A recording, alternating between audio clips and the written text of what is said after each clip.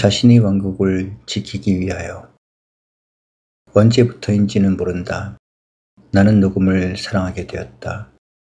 이번 여름방학도 많은 시간을 녹음이 이루어진 학교 내 방에서 보내고 있다.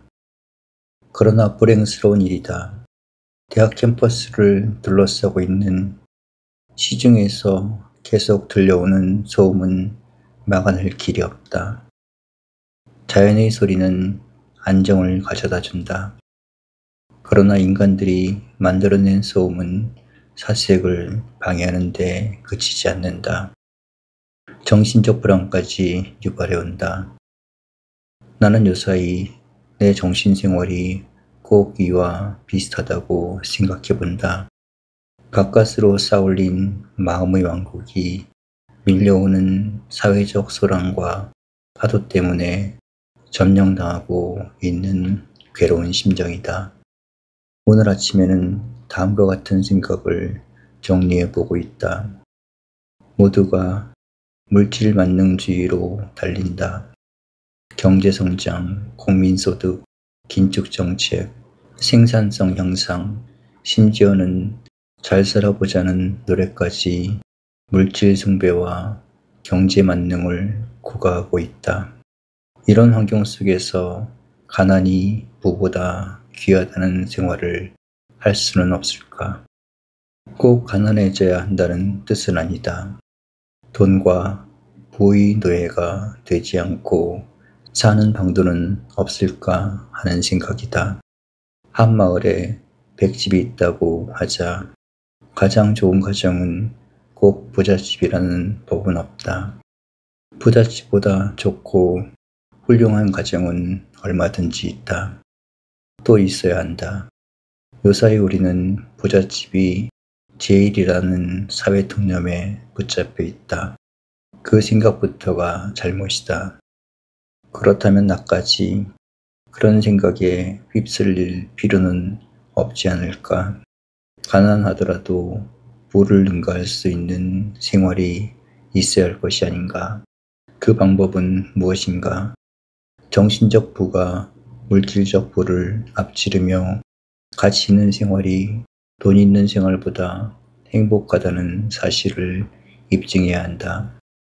돈보다는 예술이나 학문을 사랑하며 물질적 향락보다는 정신적 행복을 누릴 수 있는 생활을 택해야 한다. 물질적 빈곤은 잘못도 아니며 부끄러움도 아니다. 그러나 정신적 공허는 인간의 삶이 못된다는 사실을 느끼면서 사는 자세가 나 자신으로부터 가능해야 할 것이 아닌가. 정신적 창조 활동을 위해 가난을 즐기며 자족할 수 있어야 저 밀어닥치는 세파 속에서 내 마음의 왕국을 지켜갈 수 있을 것이다. 우리의 정신적 청각을 어지럽히는 사회적 소음의 대부분은 어디서 오는가? 옛날부터 정치 권력을 기폭점으로 삼고 있다. 권력, 지배, 정복이 인간들의 생활을 오늘과 같은 소란으로 휘몰아치고 있다. 바다 위로 쫓겨나가는 월남 난민들의 얘기를 듣는다. 내쫓는 물이나 거절하는 나라나 모두가 비정상적이며 잘못되어 있다. 계속되는 전쟁, 전쟁을 혁명이라고 찬양하는 공산주의자들, 핵무기의 개발과 배치, 이데올로기의 싸움, 이 모든 것들이 어디서 오는가? 정치를 배경 삼는 권력, 지배욕, 정복하려는 의지들의 발로이다. 이런 것들 속에서 좀 더 값있고 보람있는 삶을 통해 내 정신적 왕국을 지켜갈 수는 없는가? 참다운 행복과 즐거움을 누리면서 역사와 사회에 희망을 주는 일은 불가능한가? 길은 하나가 있을 것 같다.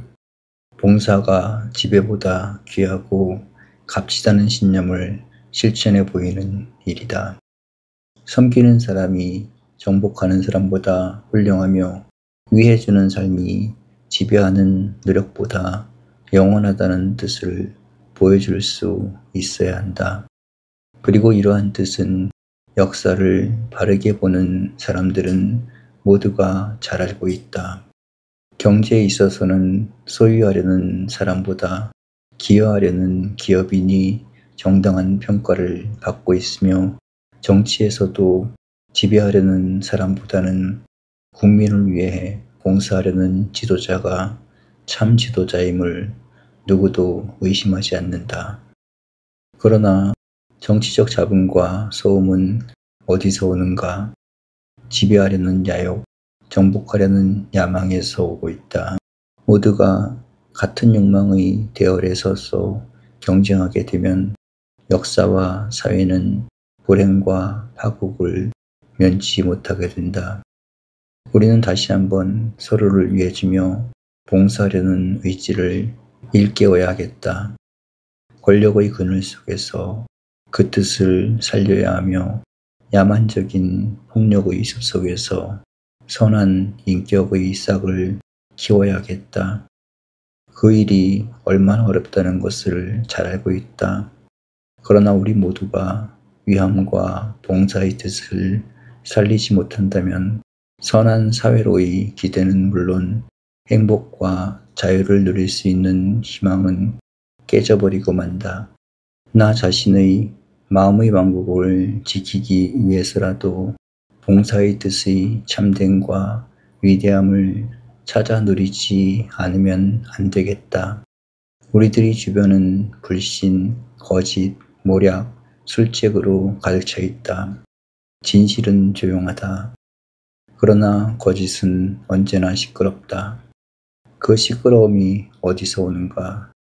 수단과 지혜를 혼돈하며 방법이 목적을 선하게 만들 수 있다는 잘못된 사고에서 온다.